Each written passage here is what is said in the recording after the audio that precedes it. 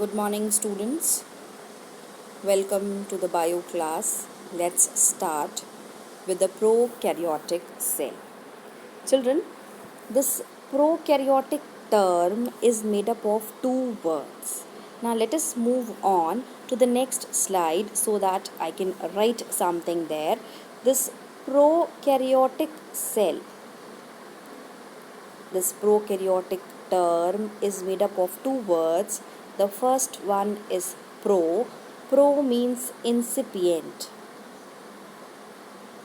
or we can also call it as primitive.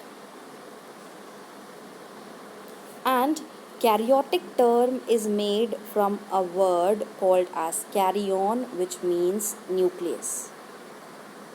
So this means that prokaryotic means incipient nucleus, or we can also call it as primitive nucleus. Now, what do you understand by this incipient or primitive nucleus? Incipient or primitive nucleus means that it is not highly developed, not of advanced type. Or I'm going to explain you here that these cells do not have any nuclear membrane as present in eukaryotic cell. This means that in eukaryotic cell you can differentiate between the cytoplasm and the nucleoplasm, but here in a prokaryotic cell there is no differentiation. A DNA is present like this, the nuclear material, genetic material is present like this, and the space in which it is present is called as nucleoid.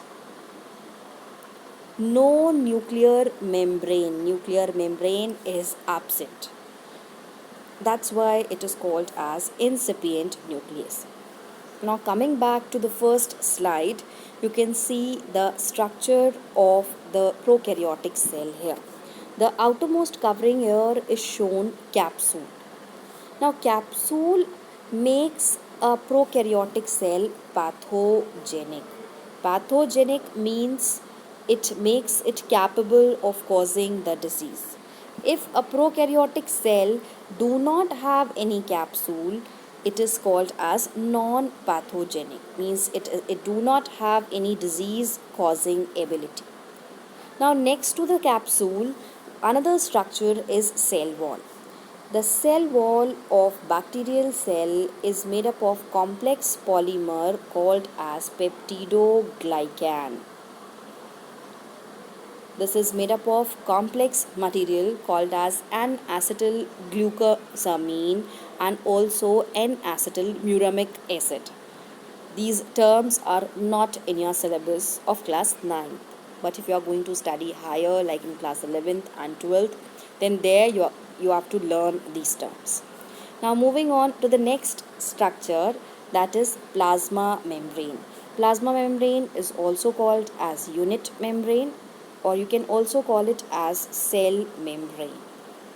Now inside this, the cytoplasm or cytosol, nucleoid is there. That's why it's written here DNA strand in nucleoid. Nucleoid is nothing but the space in which the genetic material of prokaryotic cell is present. Now along with the nucleoid, another extra extra chromosomal genetic material is present in prokaryotic cell, and that is called as plasmid. Children, if you remember the first chapter, that is introducing biology, there I have explained you about the insulin production in biotechnology using plasmid. So plasmids are present in prokaryotic cell, and therefore they are also called as extra chromosomal genetic material. Now along with the plasmid, one more structure I'm going to discuss here is flagellum. Flagellum are, or we can say flagella are the locomotory structures. Means these structures help in the locomotion of bacteria. If these structures beat, the beating of the flagellum moves the bacteria from one place to another.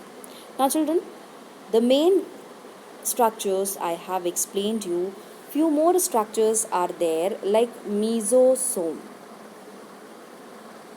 Because prokaryotic cell do not have any cell organelles, all the functions are performed by the prokaryotic cell for its survival.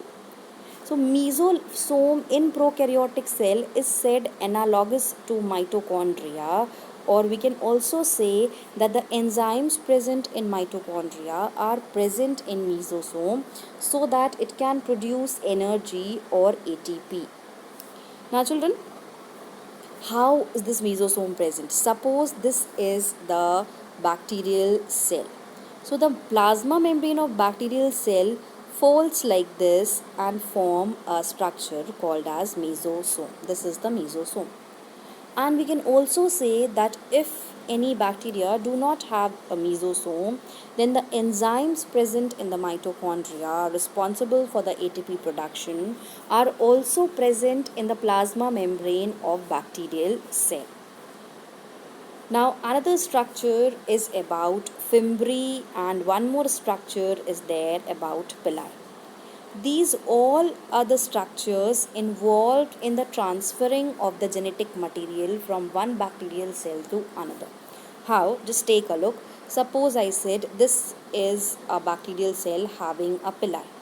Now this will attach to another bacterial cell which do not have a pili and form a tube-like structure. Now from this tube-like structure, this, let me erase it, a passage is formed, and then the DNA present here is passed on to this cell. This is how the fimbriae and the pili work. So this was about the structure of prokaryotic cell. Children, again the prokaryotic cell, similar structure is there. You can take a look here also. And then this finishes the prokaryotic cell. Thank you. Please don't forget to like, share and subscribe. Thank you.